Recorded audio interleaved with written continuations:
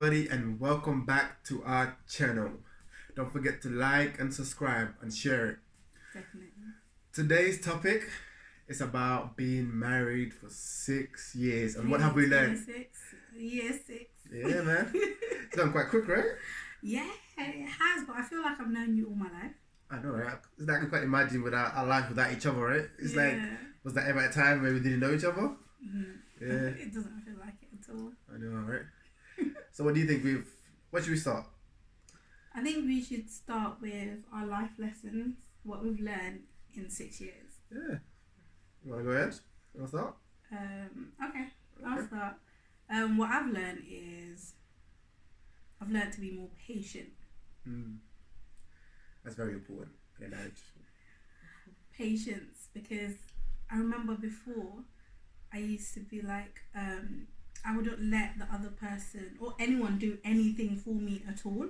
Because nobody would do it like I would do it. Because I thought they wouldn't do it and they wouldn't give it as much passion as I would. Yeah, definitely. She's a perfectionist, definitely.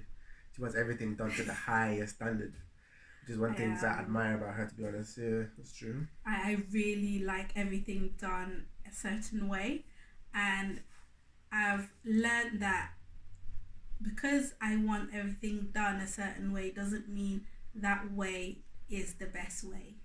Because there's certain things that I'm really passionate about, and there's certain things that Alil is better at doing than I am. So I've learned to let go, take a step back, and let him handle it. And then when he handles it, he will do it better than I did. Say just editing YouTube videos. Yeah, definitely. I'll be behind him saying, no, I don't like this bit, I don't like this bit. But when he edits it, it's really nice. I'm like, oh wow, that's really nice. Or I remember when we went to the suit shop and you were like, oh, this looks amazing on the kids, we're gonna do this, we're gonna do that. And in the back of my head I was like, I had my own thing that I wanted to do, but let me see how it works. His thing was so much better. And it's throughout life. It's just by listening to you and understanding when to take a step back and when to articulate what I really am passionate about. Yeah, I think that's part of just being married, being in a relationship. You get to know what you're better than the other person at and what the other person is better than you at. So from there, you can, as time goes on, you just know who is responsible for what and who's responsible for the other stuff. And once you get to know that and you're not clashing, it becomes very easy. It just becomes automatic. Yeah.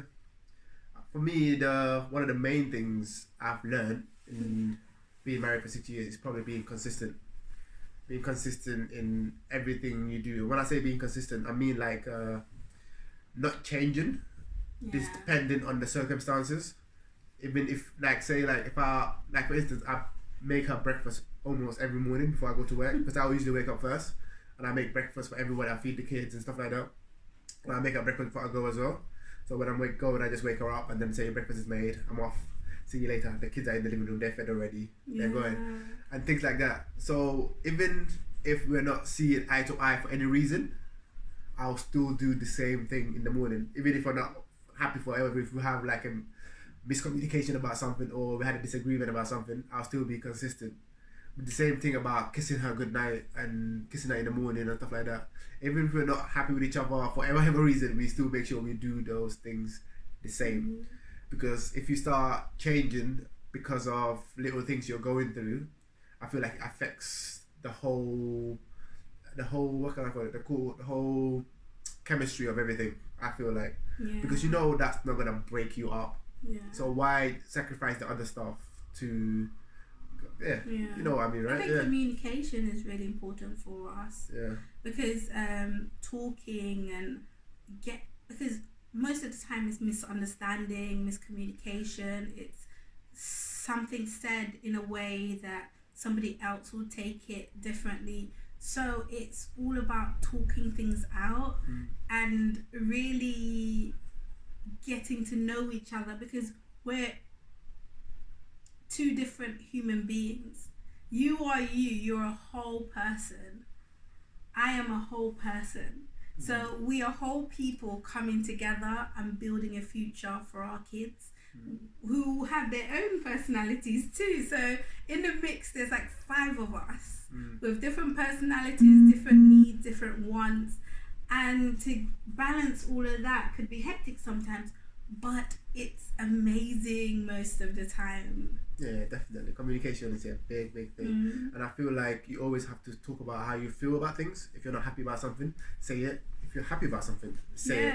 So it's like, if I'm not happy about something, I try and tell Alif to, oh, you did this and I didn't like it. Can you not do it? It could be the smallest things. Because I feel like if you don't say the smallest things, it builds up and it festers to become something. Even it'll blow up to be something bigger, or you collect all the little things and then you'll be angry about it, and then it blows up and becomes a big thing. So I feel like if you're happy about something, say it. If you're not happy about something, say it. If you like something, say I like it. If you don't, I don't like it. Can you not do that again, please, babe? And if your person you married is reasonable and understanding, they'll get it. And she is. So, and she does the same to me as well. If she doesn't like something, she told me she doesn't like it.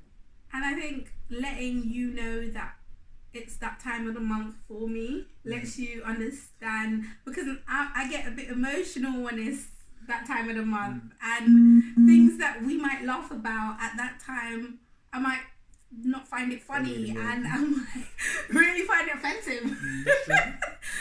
But it's just letting him know, it's that time of the month, so he knows, and then he knows how to be with me, and he understands what I'm going through at that time and stuff like that, which it's really important when it comes to communicating what's going on with you and what's happening at that moment. If I'm really stressed out about work or family or anything, I just speak to you. He is my best friend. I literally talk about everything and anything to him.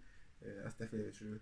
And that's one thing I needed to work on when I first started. I wasn't the talking type, like talking about my feelings or how I feel about stuff. But as you grow up into the marriage, you realize like you're basically the same person. What affects you affects her, and what affects her affects you. So if you don't tell her stuff and then you ended up, I don't know, exploding about something else later on, yeah, it's not worth it. That's just to tell her about it. She always have my back, I feel. So, and I always have her back. So if I tell her my deepest secrets or the things that bother me the most, I know she will never use it against me for whatever reason. Never. In arguments, she's never ever said anything that I said to her about myself that she could use to harm me, as a tool to harm me. She's never done that. She's never swore at me. She's never cussed at me. That's one thing we just don't do. We just don't cross that line of disrespect. We always have respect for each other. And I feel like, and that always, because you know sometimes when you cross that line, you cannot go back and undo it. Once you say certain things, you cannot unsay it. And people won't forget. I wouldn't forget if she said certain things about me or my family or anything. And I'm sure she won't forget either. Even she might forgive me, but she won't forget. So it's best to just have that line of respect where you have to respect your wife. You cannot marry somebody and then disrespect them and then expect them to have your kids and all that as well. Yeah, so, and you have to respect your husband likewise. And there's one thing I've learned, which we've never done before, and I see a lot of females do it as well. It's talking about what's happening in your household. Talking to other people about, oh, he's done this to me, he is a representation of me.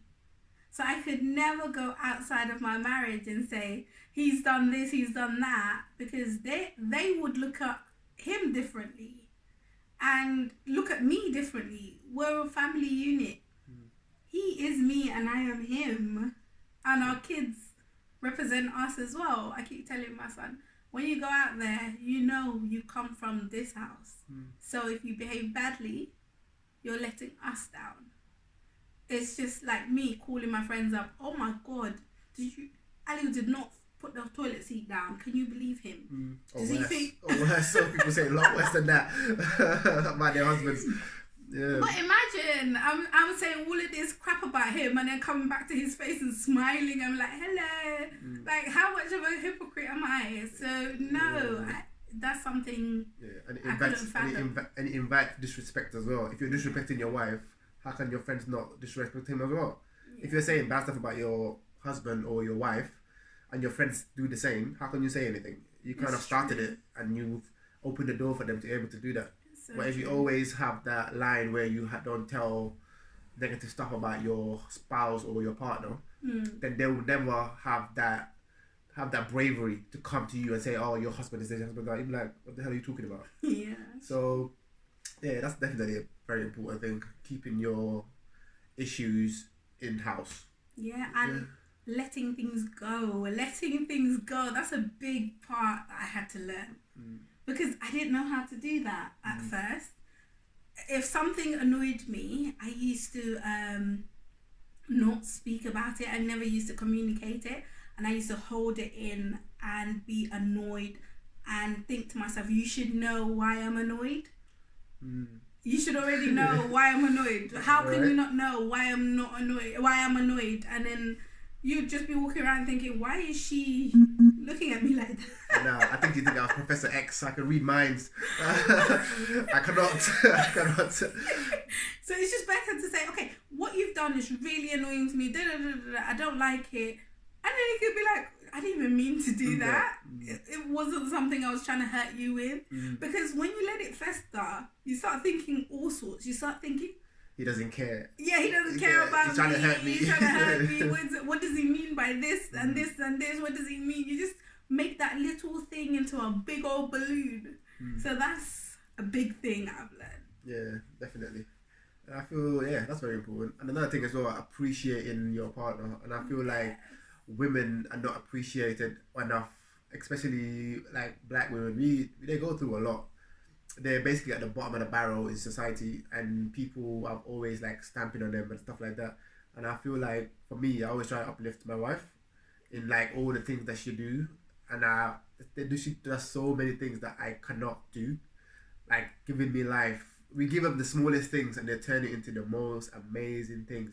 You give them a seed and they'll give you a whole alive baby. And you give them like £5, £10 and they'll cook you some banging domina or something like that. How is that even possible? And I feel like I always try to show her my appreciation of the things that she did.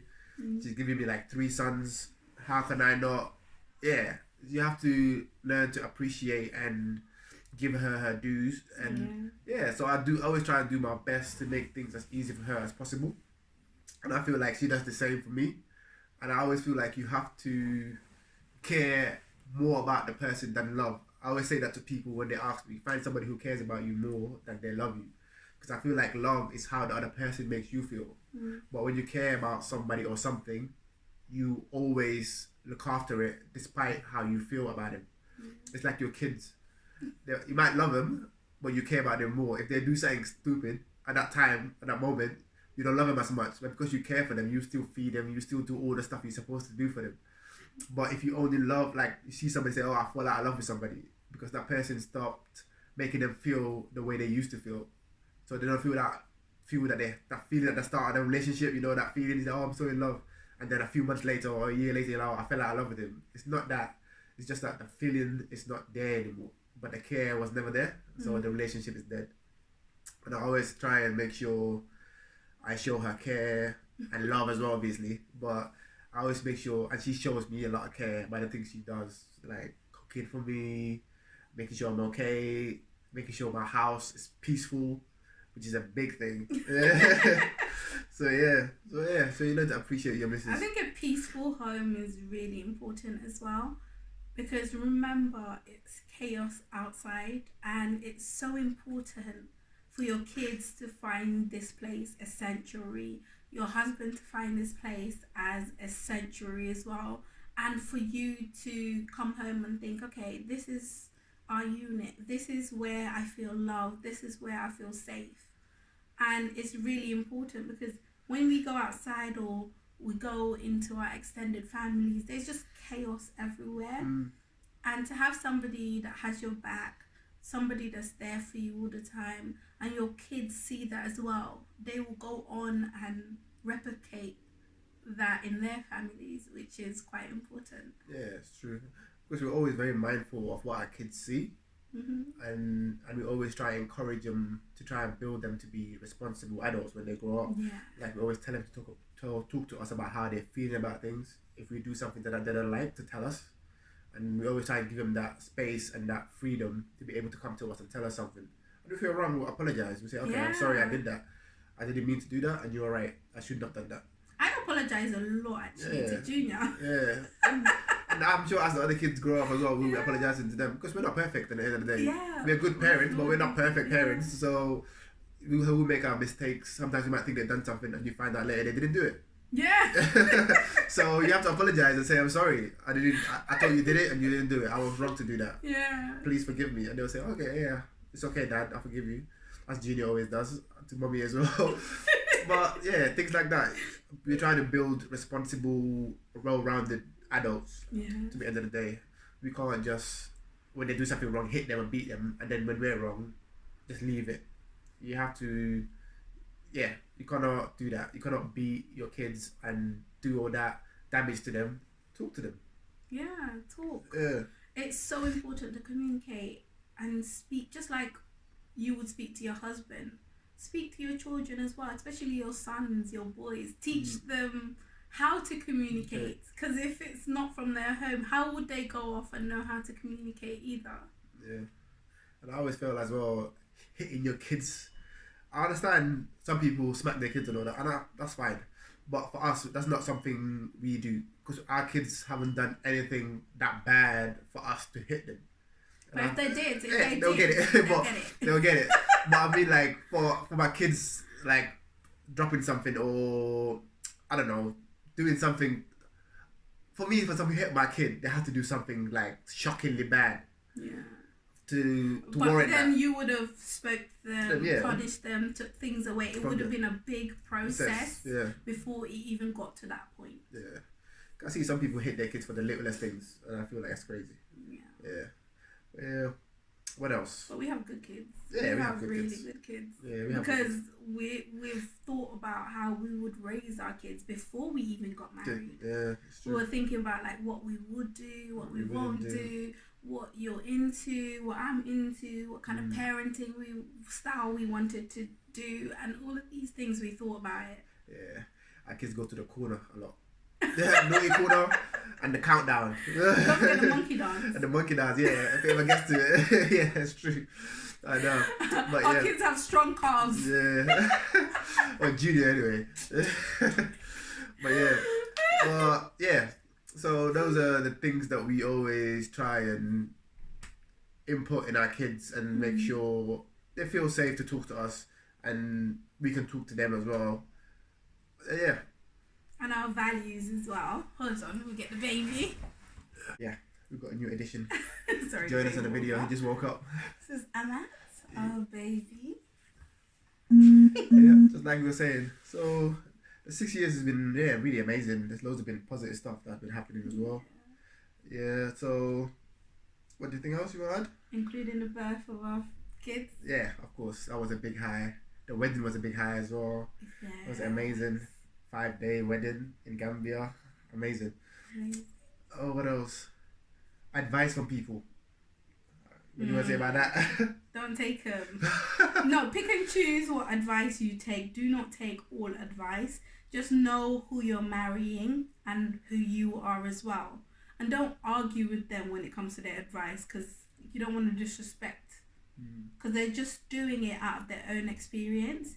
They're telling you what they've experienced and they're just trying to warn you. So it comes from a good place, but it doesn't necessarily mean it's for your marriage. But take in some of the advice, but then know that you are an individual. He is an individual. So gauge what advice to take and what your circumstances are different as well. Yeah, every encounter with different people, circumstances are always different. And for me, I always say you wouldn't take like money advice from a poor person. So you shouldn't take relationship advice from somebody who that's not married or doesn't have a good relationship. But then you can take lessons that they've learned. Yeah, you can take lessons, but like I said, have to take it with a pinch of salt, I guess. You have to know who you're talking to, and if they're talking just out of their experience, or are they talking just to warn you about things or and things like that? And yeah, we're all adults here. You can always make judgment on yourself and who you married and see what's going on. I remember before I had gotten married, I didn't have real strong examples of the type of marriage I wanted for myself. So it was quite scary to think, okay, the people I knew that were married didn't have the kind of marriage I would want for myself. So the advice that I was getting, I did take it with it's always negative, I'm guessing, yeah? It wasn't all positive. Some were positive, but a lot were negative. So I did listen to them, but then I knew what I wanted my marriage to be like, and I pursued that. And I knew who I was marrying as well. And I always feel like if you're getting married, you have to come in with 100% committed, saying like, this is going to work regardless of what happens. So you can't come in with like an escape plan. So it just doesn't work. If you do that, you're always gonna use it, because there will be hard times. And if you have an escape plan and things get hard, guess what? You're gonna use it and get out. But if you say we're in this for life, no divorce, no nothing, we're gonna try and do the best we can. And I always feel like if you give your 100%, at the end of it, I always feel like you will get the result that you want. And it's just not you in the marriage, especially when you put kids into the mix. It's you and your kids. It's really important. Whilst something could happen and that could be temporary. If you're both willing to work at it, it's worth to work at it, because people they're not married for 50 years and then nothing happened. It was bliss the whole way through. Things happen within your marriage and you just deal with it. You communicate, you solve it. Nobody turns around and says, it's over, I don't want nothing to do, or you just have to handle it, that's your business. No, it's coming together as one all the time. If one person is upset, you're upset. If somebody doesn't like something, you don't like it. It's coming together as one and making sure that your kids grow up with a 2-parent household in love as well. Love, you have to work on love. Yeah, it's true. And I hear a lot of people say, oh, I'll do anything for my kids, I'll do that. But you say you do anything for your kids, but when things get hard, you kind of break things off. If you do anything for your kids, you will stay there and you will work at it. There are some circumstances where it's best to get out, obviously. Yeah, definitely. If you're in a violent house or violent home and the other person is being domestically abused by the other person, fair enough. That's damaging the kids more than it's helping them. Yeah. But if you're in a house where you can work at it and the kids will prosper if you guys stay together, I feel like you have to. I feel like that's very selfish if you only look at your issues and not worried about what's going to happen to the kids when you break up. I feel like that's not very responsible at all. I say somebody who brought them into this world, it's your responsibility to make sure they're in a safe and in a nurturing environment where they can grow to the best that they can be. So if things get hard and you just break it off because you feel like, oh, this person is not doing something that I want him to do, I feel like that's very selfish. And you say you do anything for your kids, but you can't do that. Yeah, it's not right.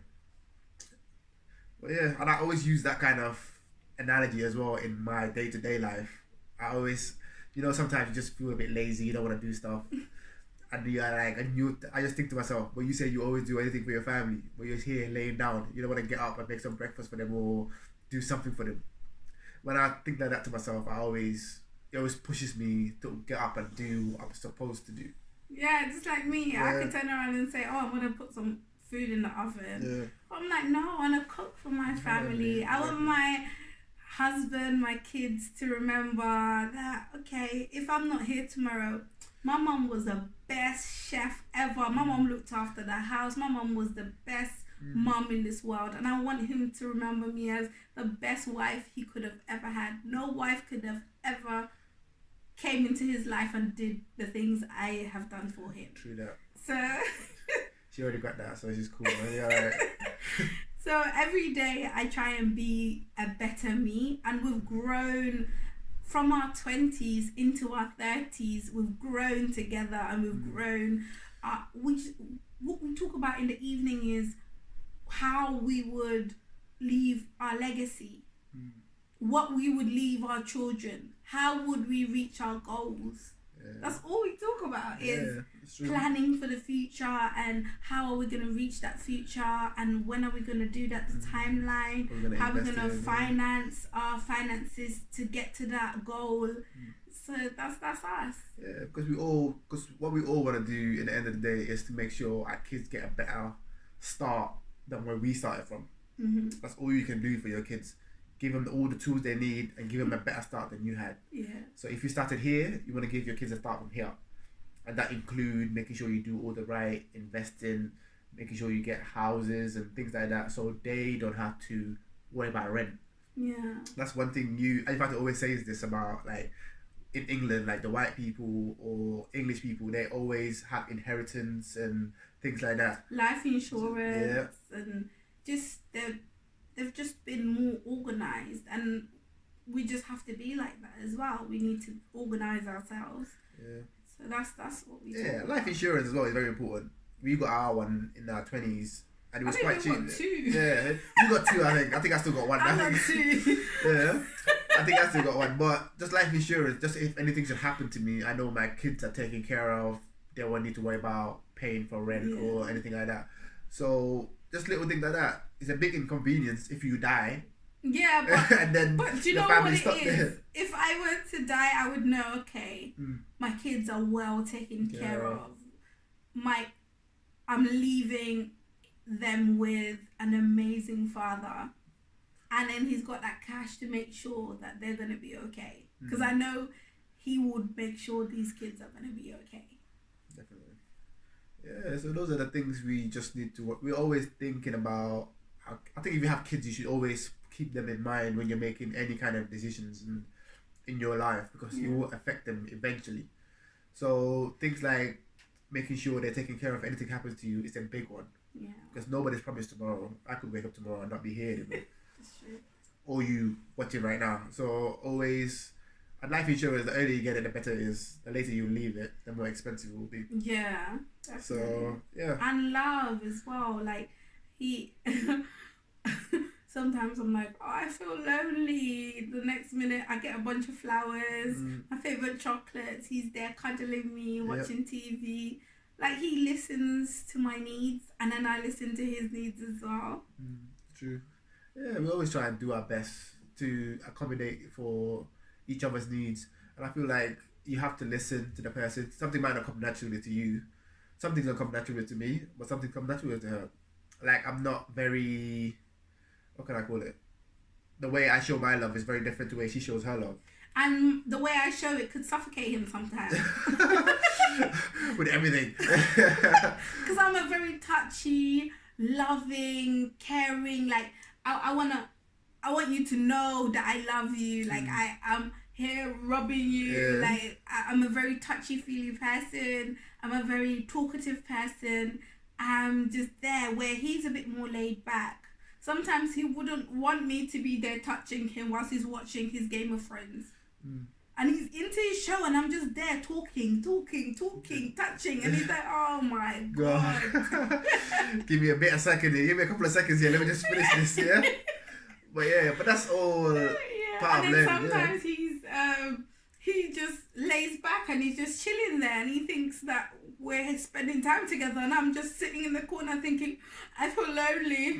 No one's touching me, no one's holding me, no one's conversating with me. Oh my God. So I'm like, I'm just lonely out here, and he'll come and sit next to me and he will rub me, like he'll be like, oh, are you okay? And he will start a conversation with me, and then he will, like, I don't know, just make a cup of tea and some biscuits, and we'd just be sitting here talking. And that's the way I receive love, and the way he receives love is differently. Yeah, just feed me and leave me alone. I'm good. I'm a bit more complicated. Which is fine. And this is all things you just learn while living with somebody. Yeah. And after a while, you start to realize it without them having to say it. You can just see them, and then you realize, okay, let me just go sit next to her, get a duvet, just cuddle up and just chill. And I can still watch my show, but I'll be next to her, cuddled up, and she'll be doing whatever she's doing on her phone or whatever. Yeah. And that's fine. Well, we just try and balance it. We both get what we want in the end of the day, and we're both happy. And yeah. And there's one thing we never doubt: the love we have for one another. Yeah, that's one thing I've never doubted, the love he has for me. Yeah, same here. I always know she's loved me 100% from day one. Same love that she had for me when we first got married. So that has. It's changed. even grown. Like I didn't think it could, but it's even more powerful now than it ever been. And the care as well. There's loads of tender love and care here. Yeah. So yeah, we're always trying to look out for each other, make sure everybody's okay, and the kids too. Definitely.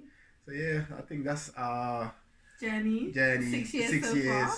There's loads more, but I guess we can't crap them all in here. Yeah, but this is what we've learned in 6 years. Yeah, that's the headlines anyway. Yeah. In the 6 years. So yeah, I hope you guys enjoyed this video. Don't forget to like and subscribe. Support our channel. So we can have more videos like this. If you like the video, comment at the bottom. Tell us what topics you want us to do. And we'll try and do it if we can. Yeah. Alright, see you later. You forgot your...